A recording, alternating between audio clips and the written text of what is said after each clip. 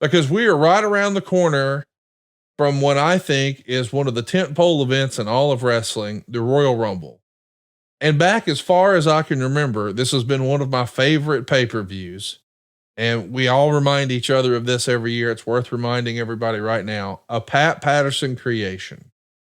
He took what was old and stale and not very good, a battle royal. As a kid and on a poster, it made a lot of sense and it was easy to get excited about.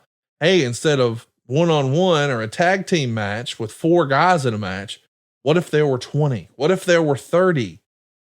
But then you actually see it and you realize, well, they're not allowed to do anything except lean on the ropes and throw forearms and punches and chops and tease picking a leg up. Like once you've seen one battle royal, you've sort of seen them all.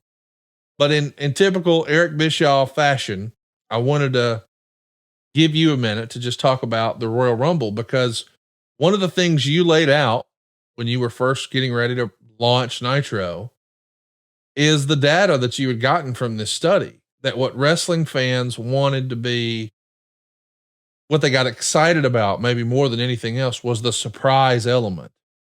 And the idea that the Royal Rumble basically took an old, tired, kind of a waste of time match on a wrestling card that was almost a value add. You know, they'd have some matches listed on the poster plus this big battle royal, but it wasn't very fun. But we added some anticipation. We added some surprise. And man, this is like the match that everybody keeps coming back to. I think they get tired of the Elimination Chamber. I think they get tired of Hell in a Cell. I think we can get tired of a ladder match or scared of a ladder match because of the perceived injury, the Money in the Banks and things like that. But a Royal Rumble, just a tiny little twist, and it's a whole fresh paint of coat, as Bruce would say. It's fascinating. Yeah. You know, it is my favorite pay-per-view, really. I mean, I love the spectacle of WrestleMania. I will always be amazed every time I see one, just how big the industry has become. Yeah. And I love that. That's my thing. But Royal Rumble is really, I think, the most interesting pay-per-view of the year, because historically the Royal Rumble, the outcome, the stakes, go again, a storytelling must have, the stakes are there. How many times have we seen the outcome of the Royal Rumble pretty much set the direction going forward? Right. Talent who won it. It's a big move. It is. Storyline wise, everywhere. It's a big move, right? So what do we have as a result? We have anticipation. You've got story, you've got anticipation, you've got reality. The reality is the authenticity of it. Format in this case, it's something everybody knows. It's organic, it's unique to WWE. So you can check the reality box with regard to the format and just the basic premise of it all. Story, anticipation, reality, surprise, boom, there you go. Yeah. That's a biggie.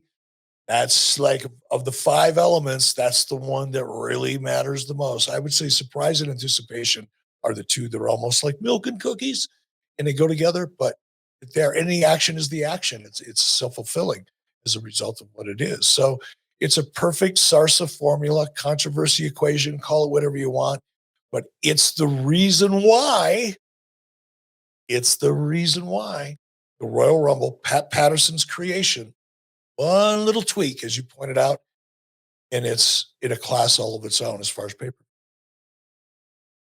It's really amazing. And we've got a lot of stories going into this year's, as we're recording. There's only been a handful of folks who've been announced for the women's battle royal, the women's Royal Rumble match. Bailey has announced that she's in. Nia Jax has announced that she's in. Becky Lynch has announced that she's in. Bianca Belair's in. Maxine Dupree is in. And I'm sure we'll see more and more announced as Raw and SmackDown come to fruition this week. Of course, tonight and this Friday. On the women's side, can you call it? Do you have a prediction for who might get their hand raised and move on to the next step?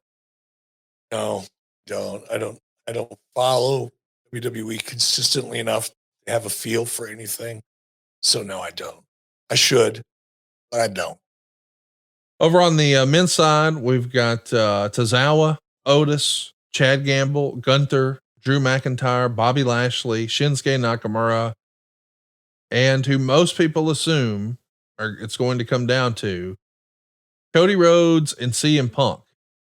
Now, of course, I don't have any inside knowledge. You and I don't really do that.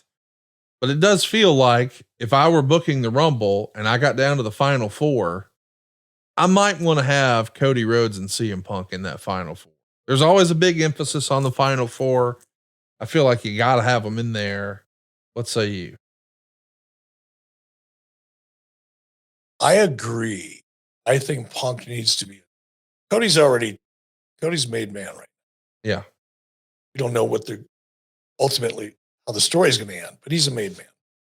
Punk came in, a lot of hoopla, great reaction from the audience.